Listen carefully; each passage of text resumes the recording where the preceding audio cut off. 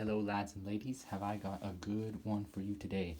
So here we got a nice beautiful shampoo, and we're going to use this to really give us some good cleanage. So if you ever have that weird little residue in your pits and it's super nasty, nobody wants that.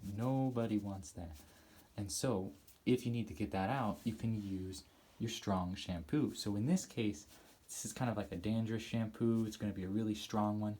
You're going to want one more on the stronger side that's really going to get it off. But if you have that nasty antiperspirant deodorant and it will not come off your armpits, use a strong shampoo like this and it will work fantastically.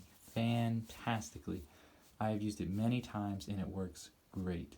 So if you ever need something that's just going to take care of your business, that will not come off and stinks so bad that everybody hates being around you, then this is the tip for you right here.